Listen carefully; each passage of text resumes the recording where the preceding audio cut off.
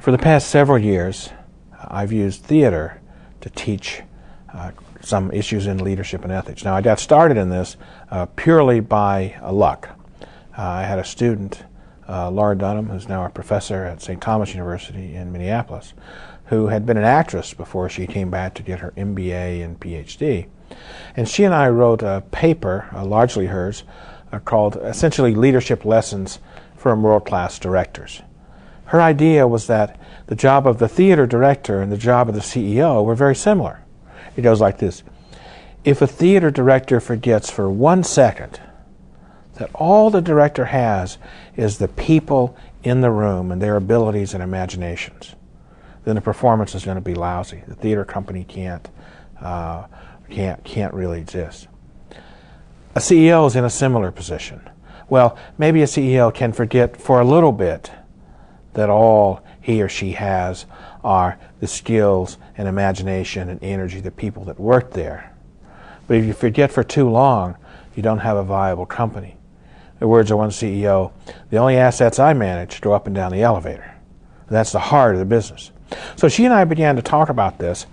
I was teaching a course in business ethics through literature.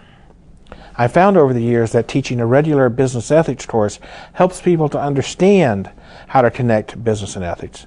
But using literature, and short stories, fiction especially, makes people feel something. Think about it. Think about your favorite story or your favorite book.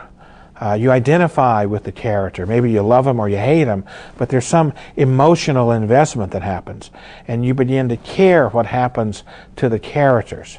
It's why series work on TV. It's why everything from The Sopranos to Lost to whatever the old ones were have millions of people tune in because they care about the characters. You identify with them emotionally. Business ethics courses help you understand. Literature helps you feel. In that literature course, I had used occasionally something like maybe a Shakespeare play, maybe Richard, maybe Sartre's No Exit. And I would occasionally have students get up and do a scene, just a read-through scene.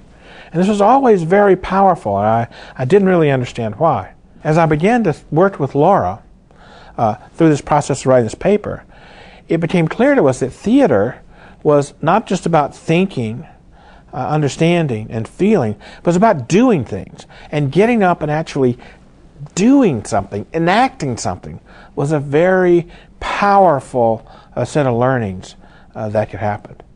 And so we said, hey, we should do a course together on this and see what happens. We had no idea what was going to happen. We decided to involve a friend of Laura's, Randy Strauderman, who was a professional director. And the three of us taught this course literally week by week. The result was really an amazing experience. The students found the intensity of the theater to be one of the most rewarding group experiences they had ever had. They said, it's nothing like working in teams. It's nothing like working in on group projects.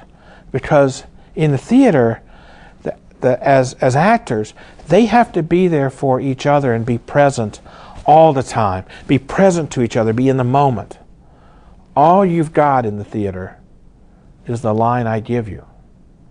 And if I screw that up, we're completely in it together. The theater is a place of pure collaboration. That's ultimately what ethics and leadership are about. How do we collaborate to do more than any one of us could do alone? So I got into doing this sort of by happenstance, and over time we've been teaching this course now for 6 years. It's become really a terrific experience for those of us teaching the course and the students. And the final for the course, the final exam, is a public performance in which we invite the whole community. And so we try and practice, if you like, this idea that value creation has to involve the community as well.